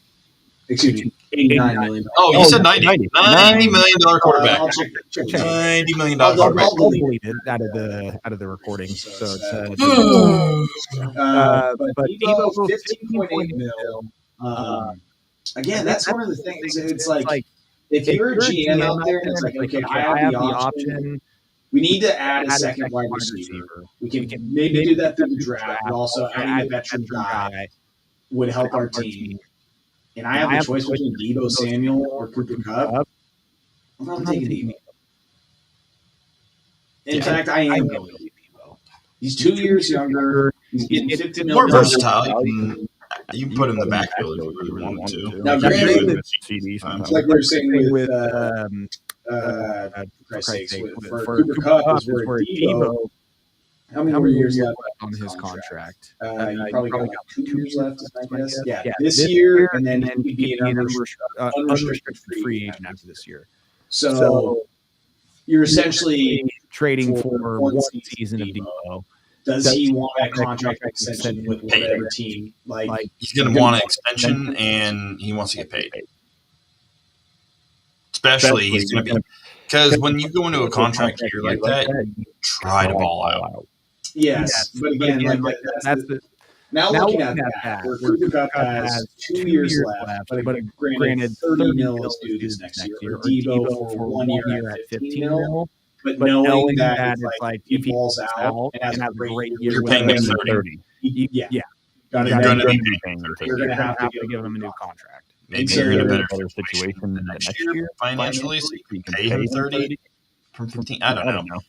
Something to look at least. I also find it hard to believe that he.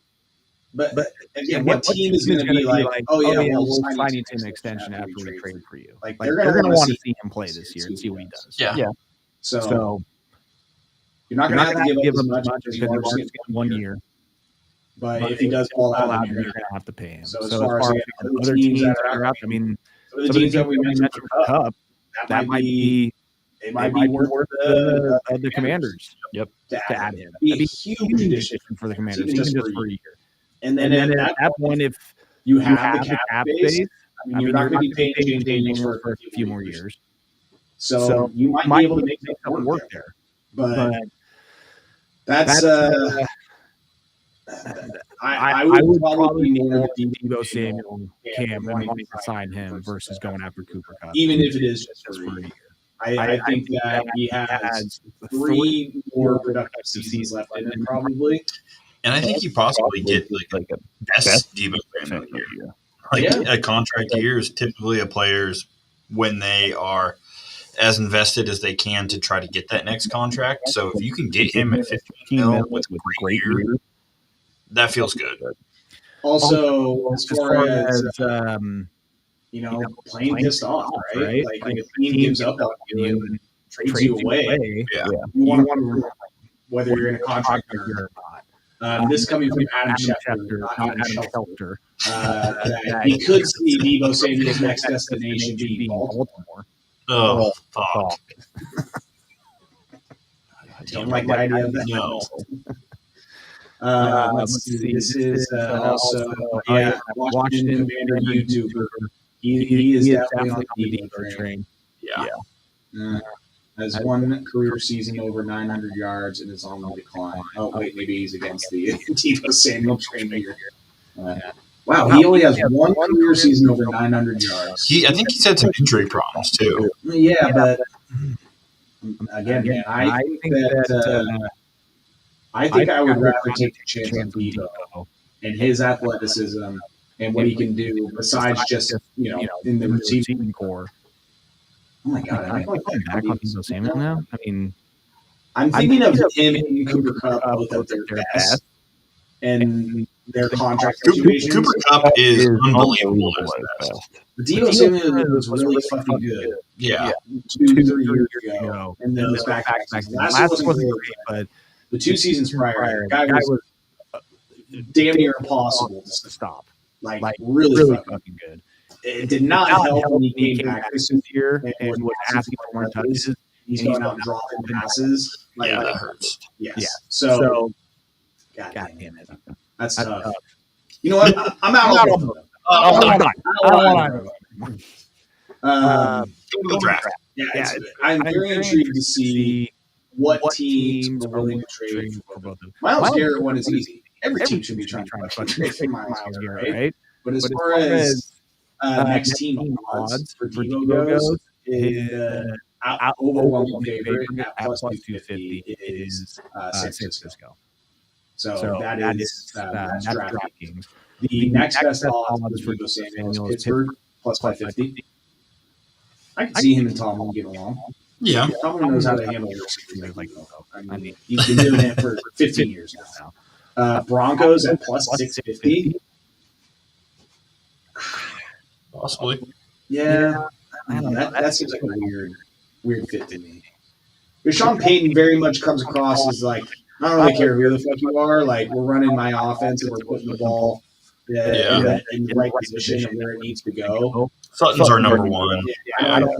Sorry. Like you getting your touches is not priority number one to me at all. Panthers plus 650. I know him and Xavier like it. Both South Carolina kids.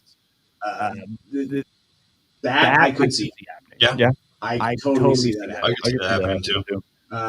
They might actually pay him too after. Yeah, Commanders are at plus 850 with the so that's what is it? Fifth best odds to get Debo. Not bad. No, again, those options. So it's basically Steelers or San Francisco keeps him, takes back or ends up not finding a trade partner and just rides out this contract with him. See, and then San Francisco could be fucked though. Like if they don't trade him, and then he ends up having a great year for San Francisco next year, then they're obligated to pay him. But also, they could just be like, "Hey, great year, appreciate everything you've done, but you are 30 going on 31, and your best years are behind you. Best of luck." I would be curious to see what the next team odds are for Cooper Kupp, and see what those look like. Cooper Kupp next team. Googling, searching right now. There's a lot of there's a lot of talk about him and the Giants possibly. Next team odds though. Here we go. This is as of February 5th in DraftKings. 2 teams with the same odds: Steelers and Bengals plus 500. I think I said the Bengals. At plus 600, Commanders, Broncos, and Chargers. And then at plus 800, the Dallas Cowboys. Granted, again, this was on February 5th before the Junior Adams move was made. So I would be curious to see what the odds look like now. But yeah, I'm excited. I mean, the offseason for NFL is always fucking great. As far as where quarterbacks are going this offseason, not going to be so great. I'm dying to know what happens with Easton Stick, though. Very curious what happens there. And Cooper Rush, where he ends up. He's going to be back. I want Chris Godwin. Chris Godwin's on his contract here. He's coming off the ACL injury, so that might not be as appealing to a lot of teams. Is that the ACL or Achilles? I thought. Is it Achilles? They're both bad, regardless. Maybe it was both. No, I don't think it was both. Chris Godwin. Oh, for Christ's sakes. Yeah, because I feel like it was like a broken ankle or something. It might have been Achilles. He broke his ankle. And it was at the end of the fucking game against Baltimore. That's what it was. Hit the over that game. I do remember that. But Sleeper NFL teams expected to be interested in Rams wide receiver Cooper Kupp. This is also for Dan Graziano, ESPN. Patriots, Steelers, Lions, Commanders, Chiefs. We get Jared Goff reunion there with the Lions. So I mean, the Steelers being mentioned twice, Commanders being mentioned again, the Chiefs. Imagine going after Cooper Kupp. Oh, okay. And then T. Higgins too. His odds are interesting. You got him. Bengals -50 first right now to resign. Commanders second, third, Chargers fourth, Patriots fifth, Broncos sixth, Steelers. Yeah, none. It says, "Oh, they can't afford me." We'll figure it out. We're going to do some restructuring. Hey, Dak. $90 million quarterback. Instead of $89 million, 89. Can we take a look and see what we can do differently? Free up cap space here. God, please. As we're wrapping this thing up, I wanted to get your thoughts on the Kendrick Lamar halftime show. No, you will not get my thoughts. I couldn't understand what you were saying. I've seen so much hate online for that performance. Well, yeah, is it the guys with Oakley glasses and taking a selfie there? I don't know. I didn't look at these people. I've seen a lot of. Hey, I've seen the right-wing conservatives appreciate how much red, white, and blue they saw out on that stage. Hey, this is not a political show. It's glad to see America in the flag praised in the NFL again. I thought about it afterwards. Like, man, you should have brought Colin Kaepernick out. That would have been hilarious. Well, during the time I was like, is that Serena Williams? Like there, and then it came like flashback and all this. So it's like, yeah, that was Serena. She like looked it up. I was like, I know. Compton native. Yeah. So I'm guessing you enjoyed it. Oh, yeah. I mean, yeah.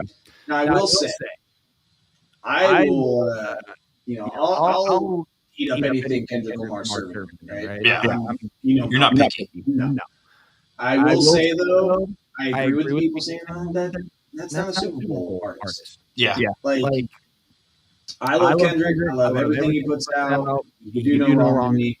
But I understand what people are like. Who's this filler? Yeah. Like, there's a lot of, and he was doing a lot of promo for his new album. He's going to go on tour. Like, I don't know, a few of those songs are off of his new album. Yeah. Like, there's a lot more hits and a lot more songs throughout his entire discography that he could have gone to. Like, we didn't get Mad City. I know. I mean, that's an easy go-to right I didn't get any Section 80. No, I'm not entirely sure about that. But I mean, again, I feel like there was, there's a lot of songs he could have played that he didn't. And knowing that this album just came out, he's going on tour, not like us as big as it was.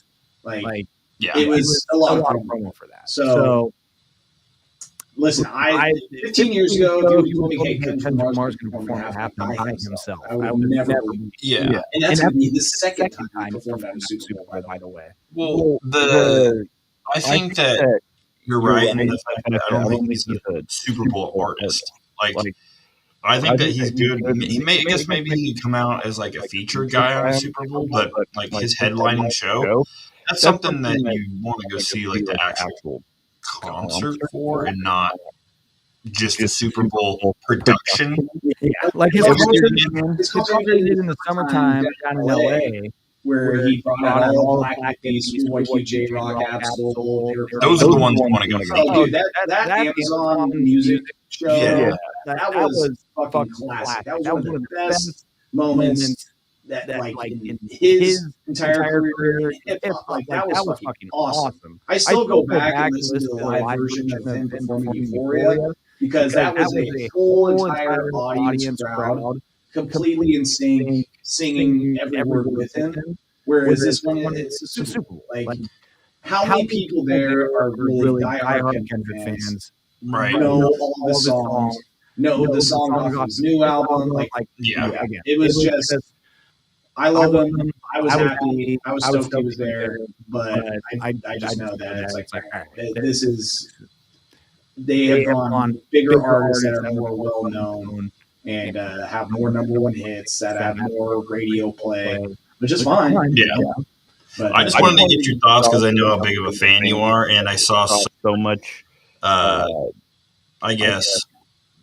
So many people saying different things. Like some people saying, "Yeah, I loved it." Some people saying, "No, it's terrible." Yeah, I mean, so it's like obviously critics are going to say whatever the hell they want, but I was just saying what you were thinking with that. Yeah, I loved it. Again, wish I would have gotten a few other songs from older albums that didn't get performed. But we grew up on that, like we were growing up at those times when it was.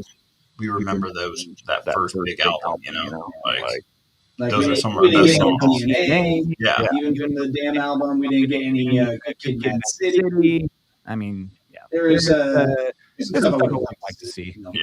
But so that was the only thing about the performance where I was like, I appreciate the moment and him capturing and be like, dude, I gotta invited to be the Super Bowl halftime. I was like, yeah, I'm gonna fucking take that. But those bell-bottom jeans, though, those were killing me. Also. What a look. But yeah, I mean, it was cool to see. I would love to go to his concert up in Seattle this summer. I don't know if I'm going to make that happen, but I think it's in May that he's going to be up there. But again, I get one. Yeah, it's just that's a tough spot for him. Yeah. But 100%. But also for people like you and me, I know we fucking loved it. Yeah, it was awesome. I was extremely happy about it. I do find it funny though that people are that wanted like Lil Wayne. It's like, do you think that would have gone better? Lil Wayne performance. Like, he's coming with a new album too. Sure. Carter 6. Yeah. June 6th. Get him up there. Probably.